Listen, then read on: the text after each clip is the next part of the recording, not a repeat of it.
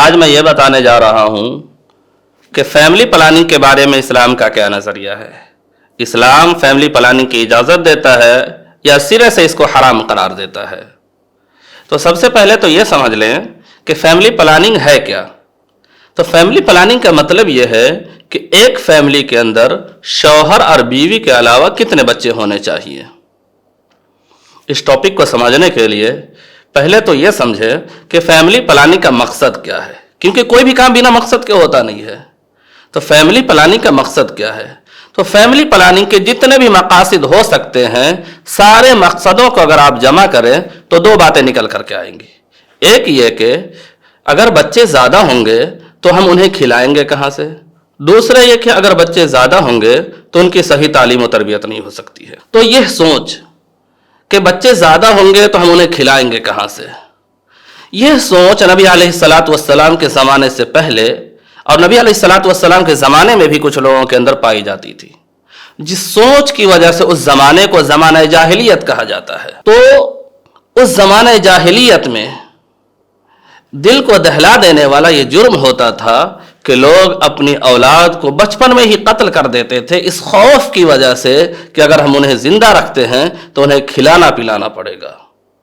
اللہ تبارک و تعالیٰ نے اس بھیانک جرم کو روکنے کے لیے قرآن کریم کے اندر فرمایا لا تقتلوا اولادکم خشیۃ املاق، کہ تم اپنی اولاد کو فقر کے خوف سے، خرچ کے خوف سے قتل مت کرو، نحن نرزقہم وایاکم، کہ ہم انہیں کھلاتے ہیں بلکہ تمہیں بھی ہم ہی کھلاتے ہیں، تو تم تو خود میرے محتاج ہو، تم دوسرے کو کیا کھلاؤ گے۔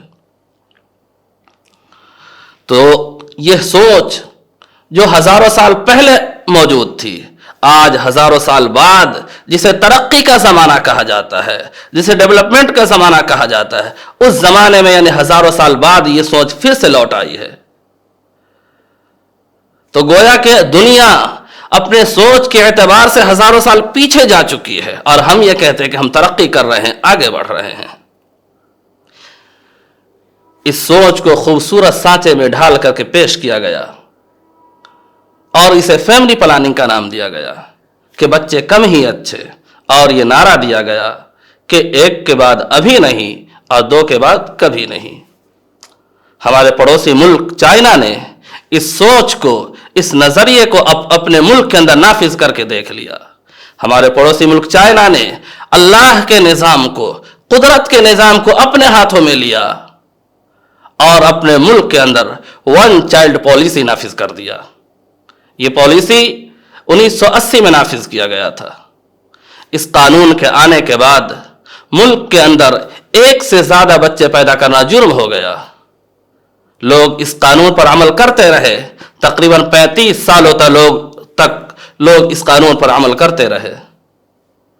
35 سالوں میں یعنی 2015 آتے آتے ملک کی حالت یہ ہو گئی کہ ملک کے اندر کام کرنے والے جوانوں کی تعداد بہت زیادہ گھٹ گئی، اور بوڑھوں کی تعداد اتنی ہو گئی کہ ان کی دیکھ بھال مشکل ہو گئی، کیونکہ ہر ایک کے پاس اولاد ایک ہے، اور یا تو وہ گھر چلانے کے لیے کام کر سکتا ہے یا ماں باپ کی خدمت کر سکتا ہے۔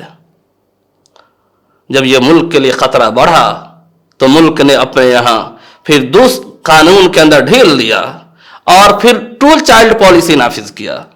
2016 میں نیا قانون آیا کہ 2 چائلڈ پالیسی لایا گیا کہ اب انسان کو 2 بچے پیدا کرنے کی اجازت دی جاتی ہے، لیکن پھر بھی لوگ 2 بچے پیدا کرنے کے لیے تیار نہیں تھے۔ پھر 2021 میں اور ڈھیل دیا گیا اور 3 چائلڈ پالیسی لایا گیا کہ اب 3 بچے پیدا کرنے کی اجازت ہے، اور 3 بچے پیدا کرنے والوں کو بہت سی چیزوں میں سہولتیں دی گئی۔ ان کے لیے ٹیکس کے اندر سہولت دی گئی، لون کے اندر سہولت دی گئی، بہت طرح کی سہولتوں کا اعلان کیا گیا، لیکن پھر بھی لوگ ایک سے زیادہ بچے پیدا کرنے کے لیے تیار نہیں ہو رہے ہیں، کیونکہ مزاج بن چکا ہے اور آج یہ ملک کے لیے بہت بڑا مسئلہ ہو چکا ہے۔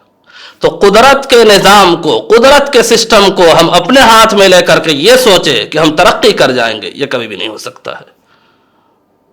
اور اگر غور کیا جائے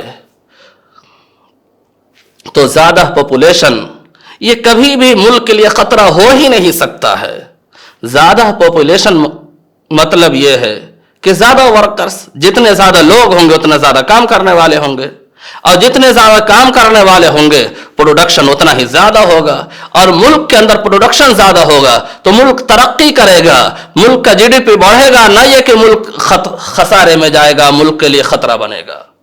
لیکن شرط یہ ہے کہ پاپولیشن کو صحیح استعمال کرنا آنا چاہیے، آبادی کا صحیح استعمال ہو تو ملک کے لیے بہت زیادہ فائدہ مند ثابت ہو سکتا ہے۔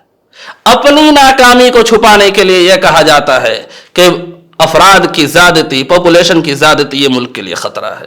تو اس سوچ کی وجہ سے کہ اولاد زیادہ ہوگی تو ہم انہیں کھلائیں گے کہاں سے، اس نظریے کی وجہ سے، اس خیال سے کسی بھی طرح کی فیملی پلاننگ بالکل ہی ناجائز ہے، بالکل بھی حرام ہے۔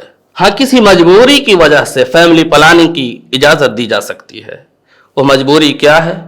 مجبوری یہ ہے کہ کوئی عورت ایک بچے کی پیدائش کے بعد اتنی کمزور ہو گئی ہے کہ وہ دوسرے حمل کو، دوسرے پریگننسی کو برداشت نہیں کر سکتی ہے۔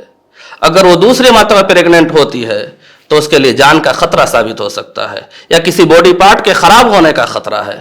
تو اس عورت کے لیے جائز ہے کہ چند سالوں تک یا چند دنوں تک ایک وقفہ کر سکے، ایک گیپ کر سکے ایک بچے اور دوسرے بچے کے درمیان، اور اس گیپ کے لیے، اس وقفہ کے لیے وہ جو بھی طریقہ استعمال کرنا چاہے شوہر اور بیوی، وہ اس کے لیے جائز ہے۔ خواہ وہ کوئی ایسی دوا استعمال کرے جس کی وجہ سے وہ بچہ نہ ٹھہرے، اس کی بیوی پریگننٹ نہ ہو، وہ کوئی بھی طریقہ یا دوا کے علاوہ کوئی دوسرا طریقہ اختیار کرنا چاہے تو وہ طریقہ اختیار کر سکتا ہے۔ اب ایک مسئلہ یہ رہ جاتا ہے کہ ان دنوں ہوتا یہ ہے کہ زیادہ تر ڈیلیوری جو ہوتی ہے، زیادہ تر جو پیدائش ہوتی ہے وہ آپریشن کے ذریعے ہو رہا ہے، اور ڈاکٹرز یہ کہتے ہیں کہ ایک عورت کا 3 مرتبہ سے زیادہ آپریشن نہیں ہو سکتا ہے۔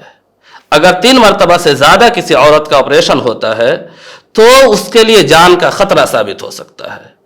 اگر یہ بات ڈاکٹروں کی صحیح ہے اور تجربے سے یہ بات اگر ثابت ہو چکی ہے تو پھر اس عورت کے لیے جائز ہے کہ وہ ایسا آپریشن کرا لے کہ جس سے وہ ہمیشہ کے لیے بچہ پیدا کرنے کی صلاحیت اس کے اندر سے ختم ہو جائے، بچہ پیدا کرنے کی ایبیلٹی ختم ہو جائے، چونکہ جان کا خطرہ ہے اور ماہر ڈاکٹرز کہتے ہیں، تو اس مجبوری کی وجہ سے اس کو جائز قرار دیا جا سکتا ہے۔